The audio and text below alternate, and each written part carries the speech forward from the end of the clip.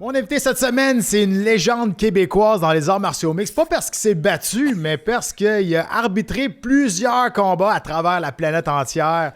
Mon ami Yves Lavigne, comment ça va? Ah, super bien, Pat. Merci Ça de m'avoir. je suis content que tu sois là parce que c'est le fun d'avoir un autre aspect, un autre œil. Tu sais, parce que j'en parle souvent lorsque tu vois deux combattants qui se battent dans l'octogone, tu penses que ça va vite, mais quand tu es à l'intérieur, ça va vite quand tu es l'athlète. Mais quand tu es l'arbitre, c'est un petit peu la même chose. Ah, ça va très vite. Je te dirais que effectivement, ça va super vite. Ça n'a pas l'air de ça de l'extérieur parce qu'on est plus loin, là, mais on parle de fractions de seconde ici. Hein. Tu sais, un coup de poing sur la marboulette, là, ça prend une fraction de seconde, puis des fois, il y en a qui en pitchent 3-4 dans une fraction de seconde. Fait que, ouais, je te dirais que ça va super vite.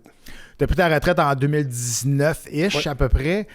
Tu as arbitré à peu près de 1000 combats, plus que 1000 combats dans ta carrière. Si on compare, oui, depuis le début, je te dirais, oui, effectivement, ça a passé le 1000. Mais je fais partie de la première garde. Hein. Première garde, je te dirais. Parce qu'ici au Québec, le UCC, tu étais là. Au début, oui, j'étais là depuis le premier. Le premier, il y avait. Le premier UCC, il y avait. Puis même avant UCC, il y a eu IFC qui était venu une fois. Puis c'était moi puis Denis Landlois qui l'avait arbitré. Par la suite... C'est-tu légal, ça, UFC? Oui, c'était le premier show légal en Amérique du Nord. Sérieux, on était la première commission athlétique à légaliser. On était au centre Pierre Charbonneau. Il y a eu plusieurs combats. C'était moi puis Mario... pas Mario, mais Denis Landlois qui avait arbitré. Par la suite, on me faisait tellement confiance qu'ils ont fait descendre Mario Yamazaki pour le premier UCC. Puis par la suite, il y avait juste moi. Fait que pendant un bout de temps, j'étais seul. Fait que je faisais les 15 combats. Puis quand j'allais ailleurs, tu sais, dans les premiers temps, c'était à peu près toujours de même. Hein. Je te dirais, il y avait un arbitre pour tout le show. Fait que tu faisais 15-20 combats. Fait que mettons que tu les accumules assez rapidement. Qu'est-ce qui t'a amené dans les sports de combat? Parce que t'as un background dans martiaux. Oui. C'est l'amour du combat, point. Tu sais, j'étais TQ, j'ai fait de la lutte, j'ai fait du judo. Le sport que j'excellais plus que la moyenne des ours, c'était le karaté. Fait que j'ai fait du karaté pendant longtemps, beaucoup de compétitions. Quand j'ai pris ma retraite, Denis Landlois, qui était un arbitre de kickboxing, il disait hey, « il me semble que je te verrais faire un arbitre. » Fait que là, je dis hein, pourquoi pas, je l'essaye. Fait que dans ce temps-là, il y avait Mario Latraverse. Suivi les cours d'arbitre, devenu arbitre de kickboxing. Ça a transféré vers la boxe pendant un petit bout de temps. UCC 1 est arrivé. Pas UCC, mais UFC 1 est arrivé. Moi, je suis tombé là, j'en parle, j'ai encore des frissons, mais je suis tombé en amour. 93. Moi, je veux faire ça. Là. Ça n'a pas de bon sens, puis j'étais trop vieux de toute façon. Fait que j'ai commencé à en parler à mon commissaire. J'ai dit, c'est le sport de l'avenir. C'est le sport de l'avenir. Je suis sûr que ça va être gros. Pas aussi gros que c'est devenu, mais tu sais, j'étais sûr que c'était pour prendre l'ampleur. Puis en fin de compte, bonhomme allant, il y a eu une commande qui est venue du gouvernement de légaliser le sport ici parce qu'il y avait des événements sur la réserve. Ouais. J'ai fait partie de l'équipe gouvernementale qui a légalisé le sport au Québec avec Mario Latraverse qui m'a dit écoute, t'as l'air d'aimer ça, ce sport-là, fait que viens-t'en. On a fait des audiences publiques, on est arrivé avec le premier set de règlement. Mario a fait ce qu'il pouvait avec les législateurs du temps. Fait qu'on a une réglementation qui est un peu boboche, qui existe encore aujourd'hui malheureusement. Puis ça a parti comme ça. À la fin du processus, c'est bon, ça prend un arbitre, fait qu'il te pointe, puis c'est toi. Mais tu parlais tantôt, tu as suivi des cours pour devenir arbitre de boxe, de kickboxing. Exact, de kickboxing. Exactement, c'est ça mon autre point. C'est que même aujourd'hui, ça semble être un peu... Est-ce qu'il y a vraiment une grosse formation qui est donnée? Ou bien non, c'est des arbitres de boxe qui font une transition vers l'MMA avec leurs propres connaissances, mettons? J'espère, puis là, c'est un souhait. Nous, je te dirais, quand j'ai embarqué dans le gros circuit avec l'UFC, il y avait beaucoup d'éducation qui se faisait. Je te dirais que celui qui était le maître d'œuvre de tout ça, c'était pas mal John McCarthy qui était là. Par la suite, moi, je l'ai aidé beaucoup avec ça. Puis on avait des arbitres un peu partout, des wannabes qui voulaient devenir des arbitres. Fait qu'on donnait des formations. C'était nos shadows. Fait qu'ils nous suivaient comme des chiens de poche un peu. Puis on leur disait, bon, mais tu devrais faire ça, check les gains. Je pense qu'à cette heure, c'est beaucoup moins underground que ça l'était. Fait que j'espère... Puis il y a des cours maintenant. Fait que j'espère que les commissions athlétiques mettent leur culotte puis qu'ils font suivre des vraies formations qui font du sens. Parce que c'est quand même un sport qui est dangereux, là. Puis, d'après toi, c'est quoi la meilleure qualité d'un arbitre? T'sais, aujourd'hui, le sport a tellement évolué, les athlètes sont tellement meilleurs, le sport est tellement rendu rapide aujourd'hui que... On parle d'une fraction de seconde des athlètes pour réagir, mais l'arbitre, c'est un peu la même chose. Tu peux pas avoir un doute lorsque tu t'en vas arbitrer des athlètes, est-ce que l'arbitre se doit de connaître qui arbitre? Je te parle des athlètes. Moi, je me suis fait un point d'honneur à toujours le faire. Fait que je regardais toujours les cartes. La carte que mettons que je savais que j'y allais, on ne sait pas qui qu'on arbitre, à moins que ce soit le main event. Fait que je regardais toujours toute la carte, je regardais les combattants. Attends un peu. La journée du gala, c'est là que tu sais qui t'arbitre? Oui. On te donne une feuille, puis tu peux faire la demi-finale. Il y a certaines commissions athlétiques qui ne veulent pas dévoiler c'est qui va faire le main event à cause qu'il y a du monde qui gage là-dessus. Fait que je vais te dire, mettons, comme Vegas. Vegas, ça passe devant un comité, il y a des journalistes qui sont là. Fait que la minute qu'ils disent, bon, ben, ça va être Yves Lavigne qui va faire Anderson Silva contre Chael Sonnen. 2. Tout le monde le sait. Fait que moi, j'haïssais ça quand il faisait ça, mais bon, t'es pogné là-dedans. Fait que tu arrives la journée, tu regardes ta feuille, puis tu sais qui t'arbitre, tu t'en vas les voir en arrière. Je te dirais, pour répondre à ta question que tu m'as posée, je pense que la meilleure qualité que tu peux avoir d'un arbitre, c'est d'être capable d'avoir du jugement puis de prendre une décision dans une fraction de seconde avec des informations partielles. Tu sais, moi, je sais pas quel genre de camp d'entraînement que tu as eu. Je sais pas si tu as eu 3-4 commotions à mon arrivée. Moi, je m'éduque à regarder, c'est quoi ta fiche, quel genre de combattant que tu es, c'est quoi l'enjeu de ce combat-là? Il sert à quoi? Pourquoi ces deux gars-là vont aller se battre? C'est-tu parce que ça fait 4 victoires en ligne, puis le prochain, s'il gagne, il s'en va pour le championnat? Moi, je me dois de le savoir. Mais est-ce que ça peut influencer ta décision s'il y en a qui est dans le trouble, mais tu connais son parcours? Mettons, on parle de Justin Gaethje, mettons. Justin Gaethje, lui, on le sait, il se fait frapper, il tombe à terre, il se fait ébranler. Est-ce que ça se peut que tu lui donnes 2-3 secondes de plus parce que tu sais qu'il est capable de prendre des coups plus qu'un gars qui s'est fait knocker à son dernier combat?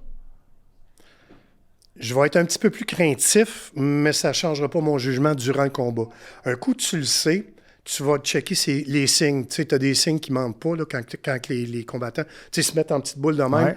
Un combattant ne fait pas ça. Il va se défendre. Tu vas donner toujours une chance. Moi, j'avais la réputation de les laisser aller un petit peu plus que la moyenne des ours.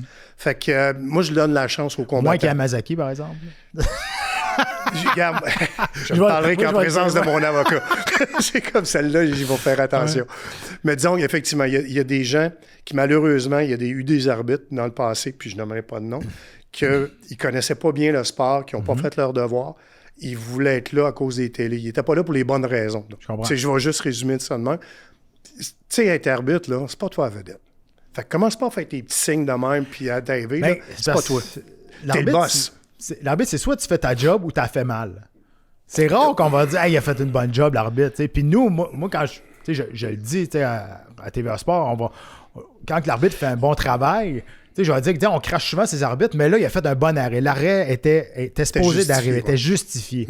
Mais vous autres, c'est ingrat comme travail. Là, parce que soit tu fais ta job ou tu la fais pas bien. C'est rare qu'on va dire hey, bravo, t'as bien arrêté le combat. Là. Exact. Puis dans le fond, le plus beau compliment que tu peux pas me faire, c'est crème, on l'a pas vu. C'était qui déjà l'arbitre du combat? J'étais pas là, parfait.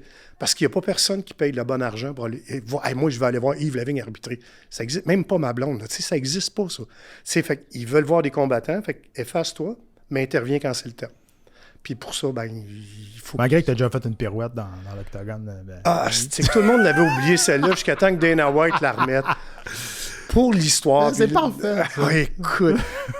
Puis, je vais te raconter, c'est Joe Silva, son nom? Oui. Tu sais, dans le temps, on était un petit peu plus proches. L'équipe était un petit peu plus soudée. Un peu plus familiale, un peu. Ouais, beaucoup plus. Hey, j'ai déjà monté l'octogone. Parce qu'il manquait du monde. Fait que j'étais avec Dan Merigliotta. Il est super grand, puis gros. Puis, on l'a monté l'octogone parce qu'il manquait du monde. Fait qu'il y a eu un show le lendemain parce qu'on s'en est mêlé un peu. Mais je te dirais, pour cette affaire-là, je m'étais blessé à une cheville avant. Je me l'étais tapé, puis je sais pas pourquoi, je sentais que j'étais pour la revirer encore. Je disais, de la merde, je me laisse aller. Fait que je me suis laissé aller, puis je fais la pirouette. Puis t'as mon Joe Rogan, pas Joe, mais l'autre gars, il dit, un ease up, tu sais. Yves Lavigne nous montre ses talents athlétiques. J'étais comme, moi, je suis pauvre de rire. Je les entends, les gars, dire ça. Mais on te voit rire en plus. Oui, mais je l'ai entendu dire ça. Là, je suis comme, come on. C'était dans quel combat, ça? T'en souviens-tu? C'était Machida contre Tito Ortiz. Le combat était pas aussi enlevant qu'on s'attendrait d'un combat. Mettons que c'était comme, moi, je m'endormais. On était rendu au troisième round. Ça arrive ce soir-là. Tout le monde rit. On était peut-être au MGM. Pas certain. En tout cas, tout le monde. J'ai fait rire tout le monde. Puis le soir, après, on va souper.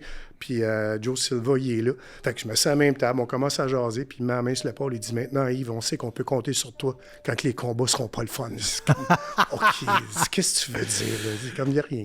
Ah, c'est bon, ça. Puis, tu sais, on parle beaucoup de l'arbitre. Tu sais, ça doit être impartial quand même. Là. Oui. Tu sais, je veux dire, tu m'as arbitré 2 fois à l'UFC. Ma première victoire à l'UFC, c'est toi qui étais là à l'UFC 67. Puis tu m'as arbitré face à Donald Cerrone. On va passer assez vite sur ce combat-là. Mais puis, je pense que Georges, t'as arbitré 4 fois, Georges, à l'UFC, dont 3 fois ici à Montréal. Je veux savoir, tu sais, on se connaît depuis très longtemps. T'arrives, je sais que tu es très professionnel, tu as un travail à faire. Moi, je sais que tu me parlais en français pendant le combat. Puis on était à Las Vegas, je sais que tu me parlais en français. Dans quel état d'esprit tu te mets, tu sais, pour... Est-ce que ça te met une crainte de plus de savoir, OK, je vais arbitrer des Québécois, j'arbitre Georges. Est-ce que tu te mets une pression de plus pour être encore plus impartial ou ben non, toi, t'es steady puis ça reste pareil? Je te dirais que ça reste pareil, mais je suis hyper nerveux. Parce que tu veux pas faire une gaffe. Parce que, tu sais, là, t'as pas besoin de moi pour gagner ton combat, là. Mais si je prends une décision, la première affaire puis qui va t'avantager, la première affaire que tout le monde va dire, « Ah, on sait bien, c'est 2 French-Canadiens, puis il a voulu pousser le puck plus vers Pat. » Ben non. Fait que ça mène une pression supplémentaire, puis j'ai pas besoin de ça, puis t'as pas besoin de ça non plus.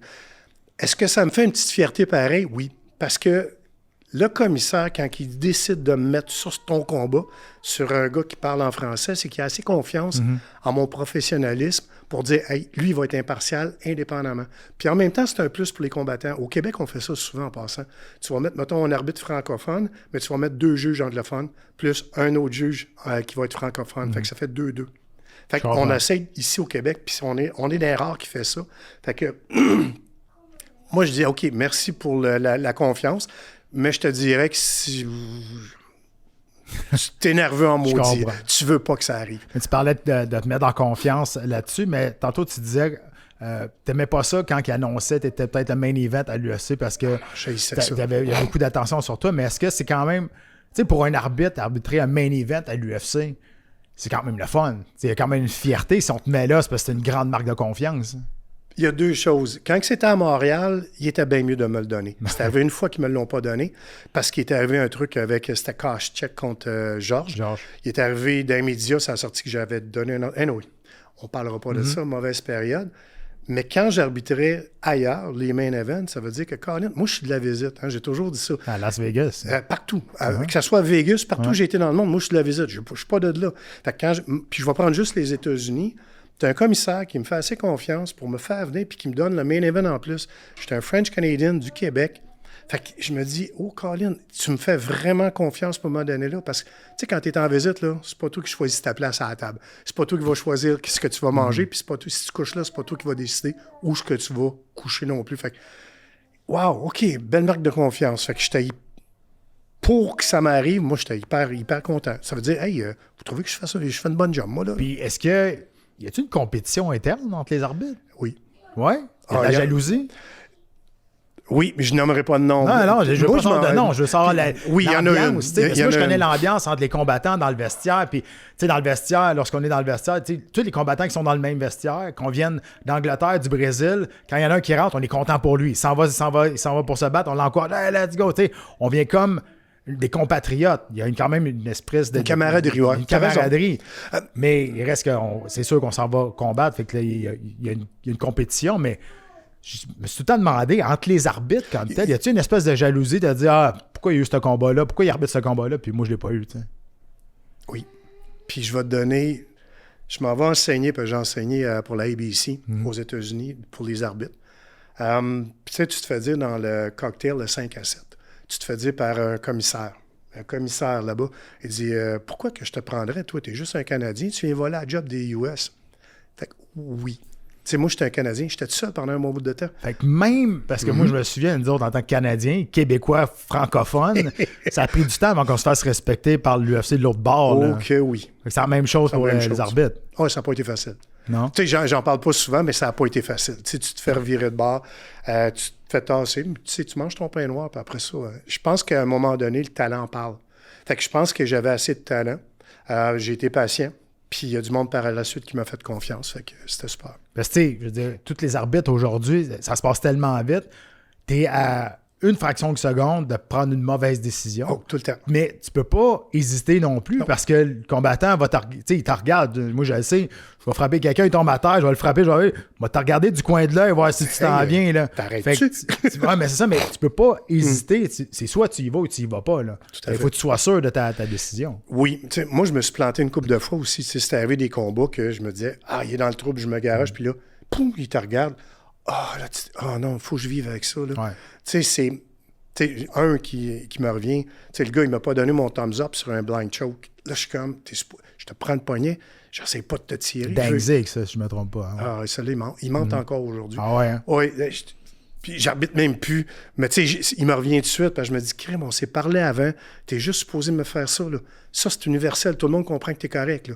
Fait que parle-moi pas, essaie pas, je sais que t'es en train de travailler, je vois ton bras, je pense ça. Tu fais rien. Mais à qui est la faute là-dedans? Tu sais, parce que, explique aux gens, là, parce que il se passe de quoi avant le combat? Oui. Tu sais, les combattants ne rentrent pas dans l'octogone, puis ils voient l'arbitre, puis ils disent, OK, c'est vrai, c'est lui qui m'arbitre. Non. Tu vas voir les combattants dans le vestiaire avant. C'est tout le temps comme tous les arbitres font ça. Tous les arbitres font ça. C'est un protocole qu'on a fait depuis le début. Fait qu'on s'arrange pour se parler. Puis moi, je l'avais déjà fait à cause de Mario Latraversi. Puis le langage qu'on utilise, moi, je dis juste 3 mots. Fait que si j'ai affaire à parler, je vais tout te parler avant. Puis durant le combat, je vais utiliser seulement 3 mots parce qu'il y a toujours une barrière au niveau du langage. Si, mettons, on est francophone, fait qu'on se comprend bien, mais au début du CC, le monde de l'Ontario, là, tu sais, ils ne savent même pas dire toaster. Oui, ils savent dire toaster, mais on peut dire un mot en français. Tu sais, là, je comprends. Aucune idée. Fait que dans quelle langue que tu arbitres? Fait que c'est pour ça qu'on les rencontre avant.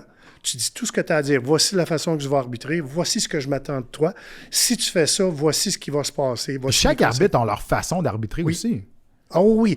Puis, on a notre style. Puis moi, je parle pas parce que je me dis, je donne un avantage indu quand je parle. Mettons, si j'étais avec toi, tu es sur le dessus de ton adversaire, tu commences à faire un ground and pound dessus, puis là, tu te dis, fudge, on est au début du combat, il me reste encore 4 minutes à toffer. J'essaie-tu de le finir? Puis là, l'arbitre, tu l'entends dire, hey, Pat, non, le gars en dessous, là, si tu te relèves pas, moi, j'arrête le combat. Oh, là, t'es comme, OK, dans ma stratégie, je continue dessus, moi, à le frapper, ou j'arrête pour me reposer. Fait que je viens de te donner un avantage dans le combat que moi, je pense que je suis un arbitre, je suis pas supposé de faire ça. Fait que c'est pour ça que j'utilisais 3 commandements, puis je t'avertissais pas, j'étais pour te lever. C'est comme, quand je prends des décision, je t'enlève de dessus, puis ça arrête. Et toi, tu disais pas fight back. Là. Non, mais, j'arbitrais. C'est déjà dit dans le vestiaire. Tout est fait. Défends-toi intelligemment. Si tu le fais pas, j'arrête le combat. Je suis content que tu me dises ça parce que moi, j'en parle souvent. Tu sais, quand les gars sont au sol, puis ils voient pas, ou ben non, ils sont à 4 pattes, puis l'autre, il vient pour frapper, puis l'arbitre dit non, he's grounded. Dans ma tête, moi, ça, c'est du coaching. Oui. L'arbitre n'est pas supposé donner une indication au combattant pour dire s'il va faire une faute ou pas. Non. Tu sais, c'est un peu comme les doigts dans les yeux. Tu sais, tu peux dire une fois, OK, fais attention à tes mains, mais si la faute, elle n'existe pas, l'arbitre, à mon avis, n'a pas d'affaire à parler. Jamais. Okay. Tu sais, dans le fond, là, c'est fight au début. Stop, c'est à la fin du round, parce que ça veut dire t'arrêtes complètement. Puis break, c'est durant le combat, quand tu veux qu'il arrête de se battre pour les reculer puis qu'il recommence. Tu as 3 commandements. C'est les mêmes 3 commandements. J'ai pris les mêmes 3 commandements que la boxe. Parce que justement, c'est un sport qui est international. Le Brésilien, si je commence à y parler, s'il ne comprend pas l'anglais, puis dans quelle langue je vais l'arbitrer, que ce soit brésilien, japonais, name it, des Coréens, ils notent tous les fighters de toute nationalité, puis je ne sais pas comment l'arbitrer. Bien que le combattant, il y a une responsabilité aussi à savoir c'est quoi les règlements et dans quoi il s'embarque. Tu es rendu dans la ligne majeure. Ouais. C'est comme si tu essayais d'expliquer à un joueur de la Ligue nationale c'est quoi la ligne bleue et la ligne rouge. Hey, t'es rendu là, mon grand, je pense que tu connais tout ça. Là. On te l'a tout expliqué comme il faut. Tu disais que t'as une grande passion pour les sports de combat. Est-ce que tu regardes encore ça?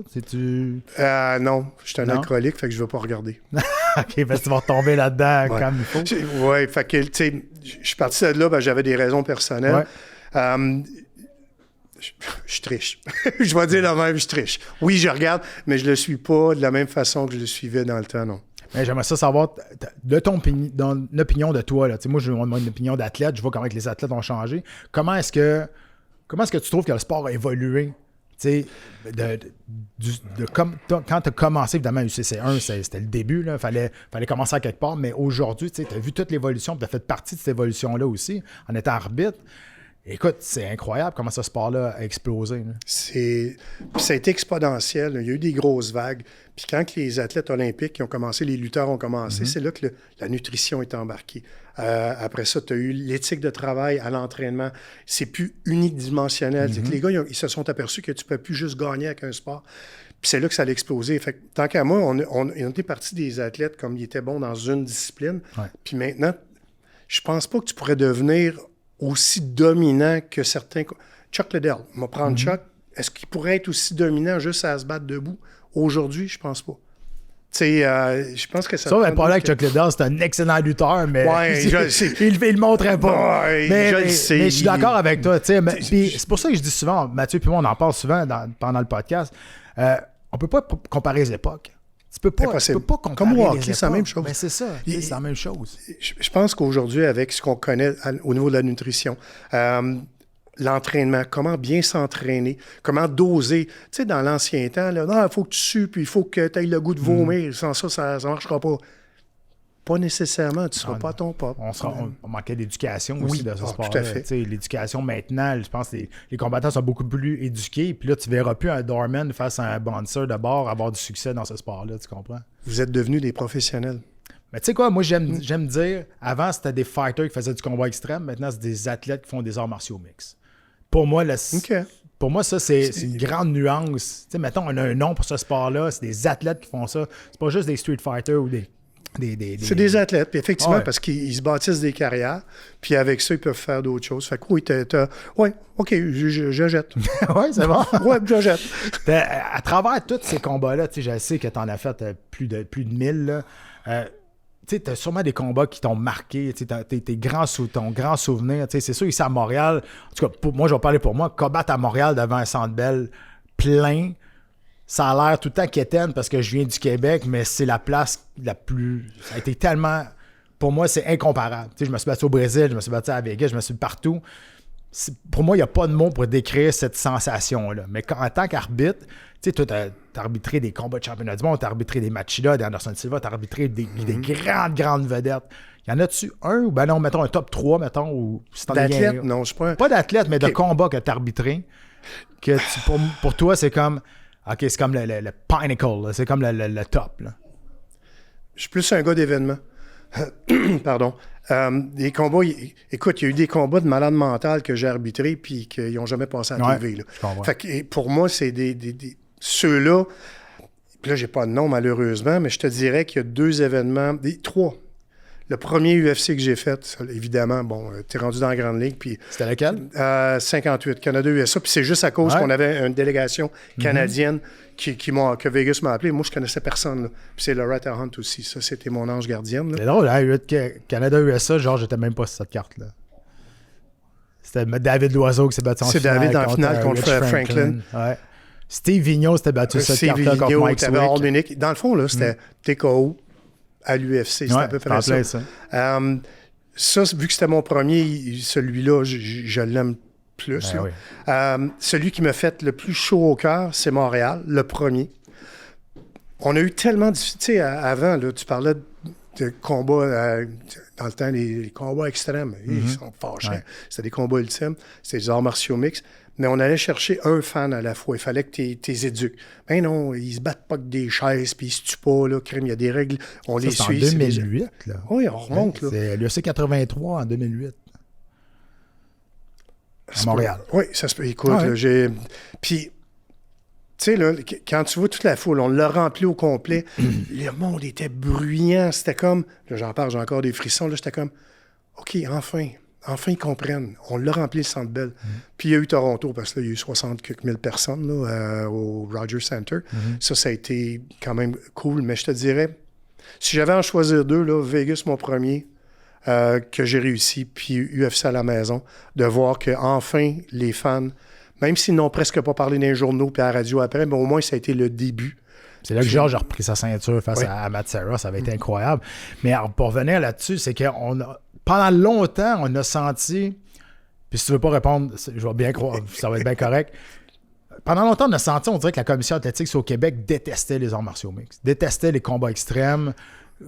On dirait qu'ils ne voulaient pas emboîter cette espèce de vague-là. C'était des gros puristes de boxe, puis c'est correct. Mais à un moment donné, il faut faire la différence, c'est deux sports complètement différents. Puis on dirait que ça a pris du temps avant que OK, on va embarquer là-dedans, puis on va essayer de faire grandir ce sport-là ici. Là. Je te dis, effectivement, il y avait un manque d'éducation au début. Tu sais, on est arrivé, c'était une commande gouvernementale. Fait que ça a été imposé. Si on regarde la commission du temps, c'était kickboxing, boxe. On avait quand même des gens comme Mario qui faisait partie de l'exécutif de la WBC. On avait les autres, c'était de la NABF. Fait que tout le monde était bien ancré dans la boxe. C'est pas un sport dans lequel les gens croyaient au départ. Fait que ça a été imposé. On y croit pas. Puis, tu sais, si tu te remets dans le temps, puis là, je vais remonter dans l'ancien temps, bien, on a eu de la difficulté à l'accepter, puis eux autres aussi, parce qu'il y avait des préjugés. Tu sais, on a quand même une éducation judéo-chrétienne. On frappe pas quelqu'un qui est à terre. Colin, les arts martiaux mixtes, on se bat à terre. On se bat pas d'une cage chez les animaux. T'as une cage, elle est là pour la protection, pour les combattants. Tu sais, veux pas, ça a été mal vendu au départ, là, 93, 94. C'était touché, là. Malheureusement, est-ce que ça prenait ça pour choquer puis attirer les gens? Peut-être. Je suis pas un spécialiste en marketing. Est-ce que la côte a été dure à remonter pour tous les athlètes et tout le monde qui est impliqué dans le sport? Oh que oui. Je pense que c'est pas fini, cette côte-là non plus. C'est un travail de tous les jours pour les sports de combat comme ça. Comme ici au Québec, les règles sont pas encore correctes, même au niveau professionnel. Le gouvernement qu'on a présentement a décidé de s'asseoir sur la possibilité de le légaliser au niveau amateur. Je pense qu'un sport est en santé quand l'amateur est bien structuré. C'est à relève de demain. Ici, on a décidé de rien faire avec ça, puis pourtant, ils ont le pouvoir de le faire depuis très longtemps. J'étais sur le comité fédéral qui a changé la loi. Fait que je le sais qu'ils ont le pouvoir. Puis moi, je vais parler pour moi, puis c'est pas une question, c'est un commentaire. C'est que je trouve que c'est un peu hypocrite au niveau du gouvernemental qu'on se vante tellement que Georges vient du Québec, Georges est le grand athlète, sauf qu'on n'endosse pas son sport. Je trouve que c'est un peu... C'est de l'hypocrisie. C'est ce que je trouve, c'est de l'hypocrisie. Écoute, je suis entièrement d'accord avec toi. Tout le monde veut avoir un photo-op avec des médailles, puis après ça, c'est « Hey, merci, bye. Sport de niaiseux. » Non, c'est pas cool.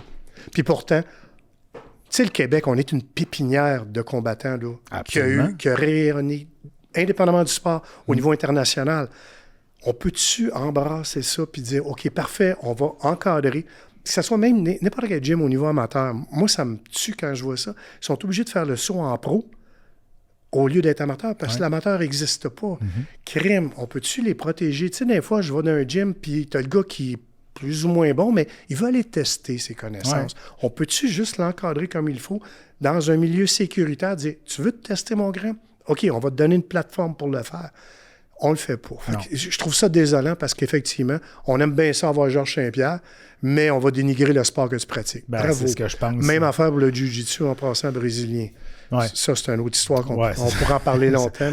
Ça a pris du temps et beaucoup d'efforts pour avoir une fédération qui est acceptée. Là. On a parlé de long à large dans le podcast. Mathieu a été très impliqué là-dedans aussi. Puis, à un moment donné, si on veut faire la relève de demain, tu as raison. Puis, peu importe qu'on aime qui est en arrière de TKO, il reste que UCC TKO, ça a été un tremplin extraordinaire pour les athlètes d'ici. Là.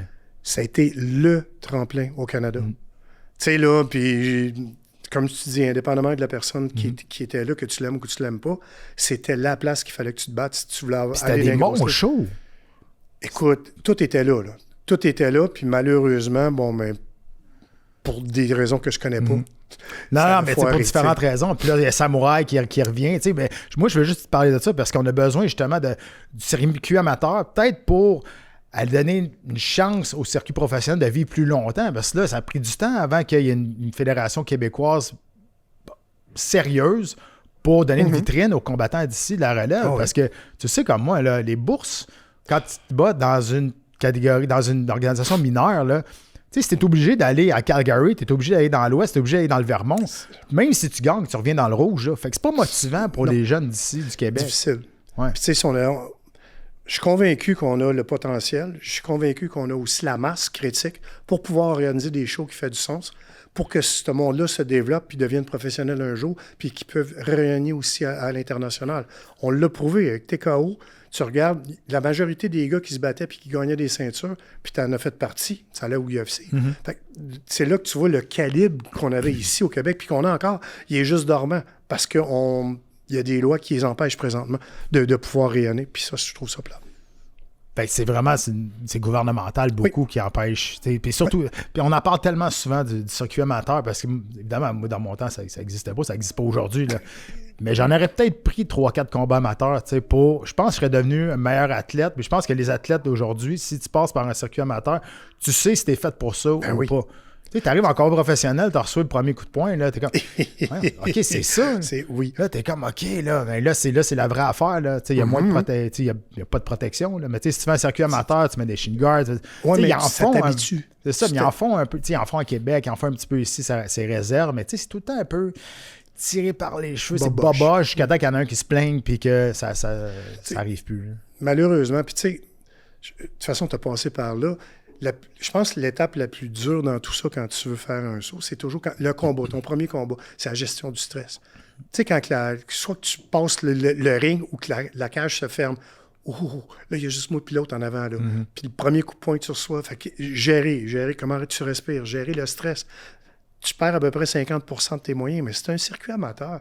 Tu vas gagner en confiance, puis après ça, tu vas pouvoir vraiment exprimer ton art chez les pros, puis tu vas savoir comment que ça se passe. Ça sera plus de l'inconnu comme c'est là présentement. Quand tu rentrais dans un combat, moi, je me souviens, j'étais comme sur le pilote automatique.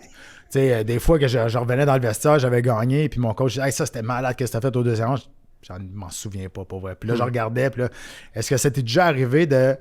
dans une soirée, tu tellement sur le pilote automatique, tu le fais, puis, je ne vais pas dire d'oublier un combat, mais de ce qui s'est passé dans le combat, comme mettons un combat de 3 rounds, des affaires comme ça, puis tu te dis, OK, au premier round, OK, c'est vrai, il a fait ça, mais il n'y a pas eu de faute ou peu importe.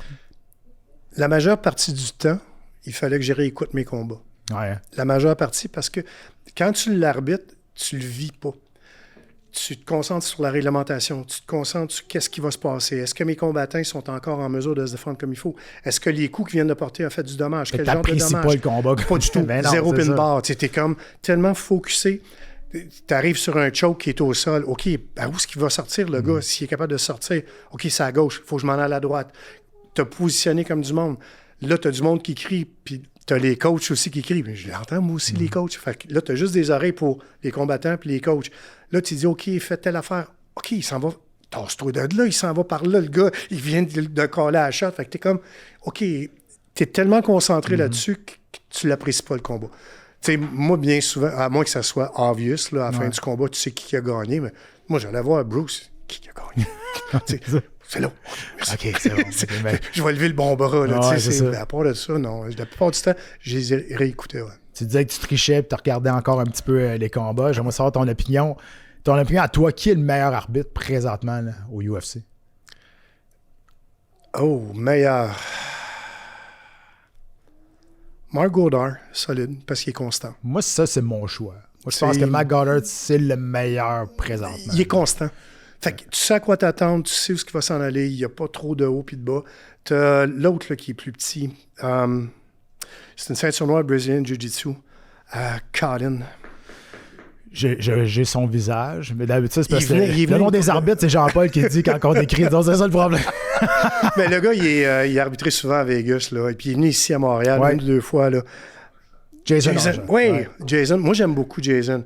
Il y a une approche qui est différente, parce que le gars, il est moins physique, mais il connaît son stock en petit Jésus de plate, ce gars-là. Vraiment, là, moi, il m'a impressionné. Parce qu'il faut savoir aussi qu'entre arbitres, des fois, on va rouler. Fait que je pense que ben oui, il faut apprendre à stick. OK, fait que, si je te remonte dans le temps, moi, j'avais commencé, j'avais fait un petit peu de sol, mais c'était pas comme...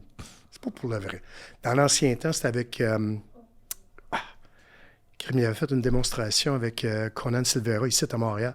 C'est pour ça que j'avais été... Anyway, tout ça pour dire que on roule d'un fois, puis on apprend des techniques. Puis c'est arrivé, quand je voyais des techniques comme mon premier Van Fluke que j'ai vu, je ne savais pas c'était quoi. Puis il a fallu, c'était CB Dollaway. Fait que je m'en vais dans sa chambre. Tu t'en viens? Je dis, OK, qu'est-ce que tu as fait? Peux-tu me le remontrer? Fait que là, il le fait. Je suis comme, OK, fais-moi les. Je veux savoir comment je me sens. Puis après ça, c'est comment que je fais pour me sortir de ça? montrer mon livre, parce que je veux pas être dans les jambes du gars qui va sortir de ça. Fait que, tu sais, moi, c'est ce que je faisais. Fait que... Ben, ça, c'est important, ce que tu dis là. Tu sais, parce que tu sais dans quelle situation que le combattant est. Puis là, des fois, l'œil du fan va dire « Ah, il est vraiment dans le trouble. » Mais si tu connais ce qui se passe à terre, tu dis « Ben non, il est correct. » Tu sais, il est pas si dans le trouble que ça.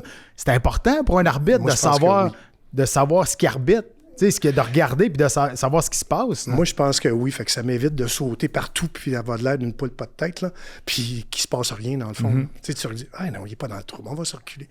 Tu sais, bien souvent, ce que je faisais, c'est que je m'approchais, puis si je voyais que le gars était pas dans le trouble, je me reculais pour que les caméras aient des bons angles de caméra. Fait comme ça faisait un bon show.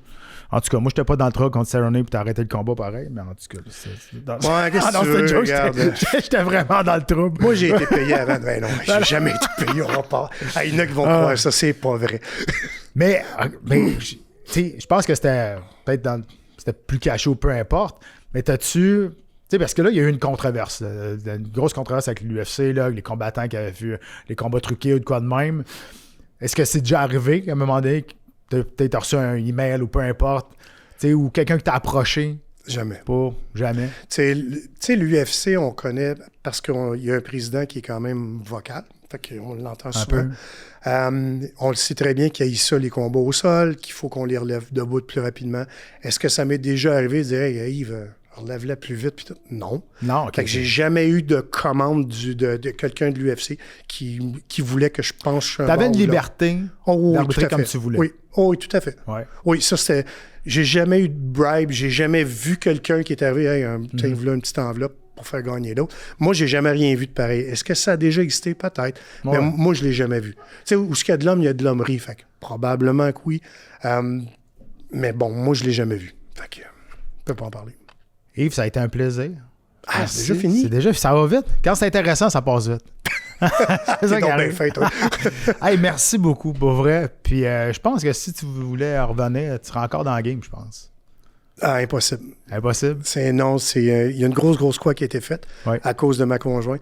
Je passe mes fins de semaine avec. Bon, ben tant mieux. Je te souhaite tout le bonheur avec ta conjointe. Puis merci beaucoup d'être venu nous parler aujourd'hui. Hey, ça me fait plaisir. Merci.